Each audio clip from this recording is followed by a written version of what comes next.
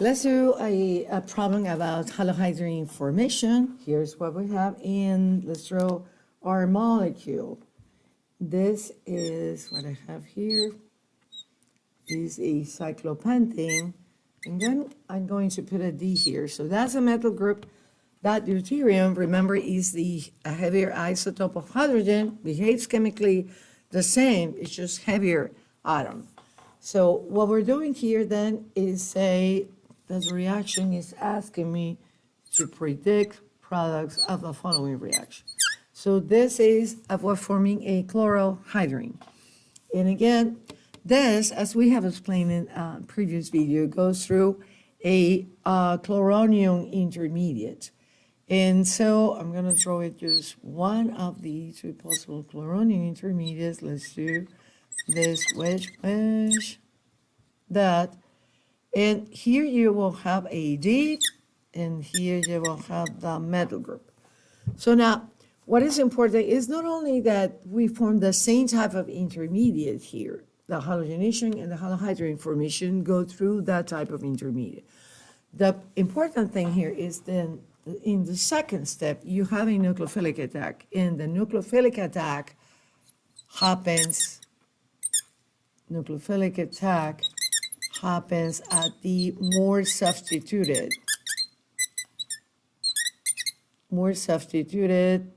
carbon atom. So of these two. So if you analyze this carbon has a metal group in this other substituent.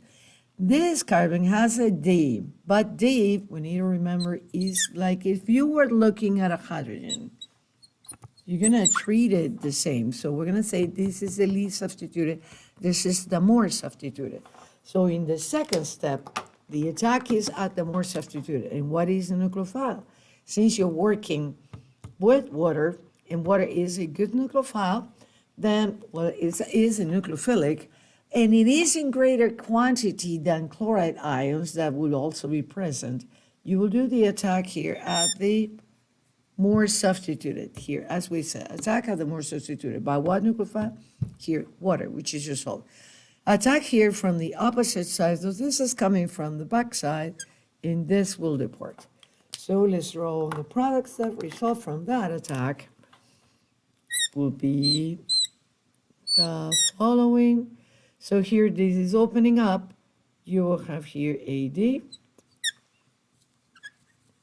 deuterium, chloride, and here you will have, then this is on the back side, I'm going to put that on a dash. After proton transfer, you will end up with the following product, and that's a metal group. So that's one possible product, and you will also have the possibility of forming the chloronium on the other side. Therefore, you get another product, which is, you will have here the, say, OH,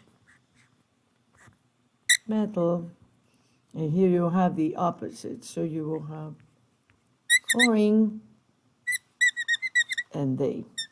So what we have here is this center has opposite configuration. The other center has also opposite configuration. So this is also a racemic product. So a mix of two enantiomers. So the product will be optically inactive. So things to remember here is that then when you're doing the halohydrin reaction, you always go through chloronium or bromonium intermediate, and the attack is opposite. So you end up having the OH and the halide opposite sides. So see dash wedge. Here again you have halide was on a wedge, OH was on a dash. So the addition was anti. And the nucleophilic attack happens at the more substituted carbon.